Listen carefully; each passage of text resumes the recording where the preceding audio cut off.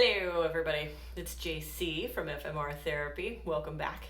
We're doing a little Monday mobility moment. This is about low back pain. If you are experiencing low back pain, this is just a good one for you. If you have a foam roller, that's going to be best. If you have a basketball or like a volleyball, that could work too. Try it out, see how it goes. But I'm going to use a foam roller. So we're going to get right on the foam roller with our keister here. And then what I do to get into position is just simply elbows on the ground and then my upper back on the ground. So now I've got my foam roller kind of, it's above the squishy part of my cheeks, but it's below, my low back / SI joint. It's really right on the end of your tailbone right there, right? And so if it's too hard to lay back, simply be on the ground, grab your foam roller and bring it up underneath your bum, okay? But I'm trying to be right on the tailbone, right on the low end of the spine, not the tippy part of the tailbone, but that won't work anyway. So from here, I'm just gonna put my legs up in the air, right? Straight up in the air. Gives me a bunch of weight of my own thunder thighs coming into the SI joint. Feels amazing. I'm decompressing my low back, my lumbar spine in that particular position. Feels awesome. I can just sit here for as long as I want to, maybe do some deep breathing and whatnot. If having my feet way up in the air is either too much pressure or maybe my feet are starting to tingle because I'm losing all the blood out of my leg, you can just bend your knees. This works just as well. It's just not as much pressure on your tailbone. So this might feel a little bit more comfortable to you. But then what we want to do is loosen up the hips, right? If I'm having low back issues, I'm probably also kind of tight in the hips. So I might as well spend a little bit of time on them after I've really decompressed my low back. So I like to spend maybe 2 minutes in this position, just deep breathing. And then I go into the helicopter. So from here, legs are going to be straight up. If your knees are slightly bent, that's totally fine. You don't have to have a super straight leg here. But I'm going to do the splits, right? So I'm just going to split my legs here.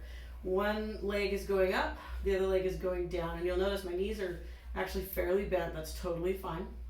Now I'm going to rotate my legs out into this position like a helicopter, right? The straddle pose. Hang out there, just kind of feel that stretch on the inside of the leg, the adductors. And then I'm gonna rotate my legs around again and get back into the splits, but now I'm in the opposite splits. And then I'm gonna bring my legs back together. I'm gonna go for another rep here. So I'm actually gonna start the opposite way. So now I'm gonna go this direction. I'm going to slowly move my legs out into that straddle pose and just let the weight of my own legs pull on my adductors.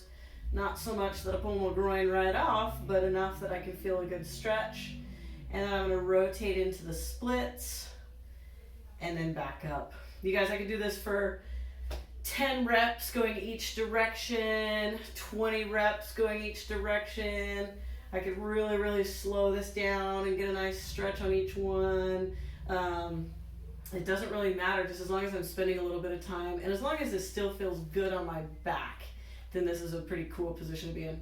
One last thing that you can do while you're here is just get a hip flexor stretch. I like to do this by just kind of holding on to one leg by my chest and then letting the other leg fall.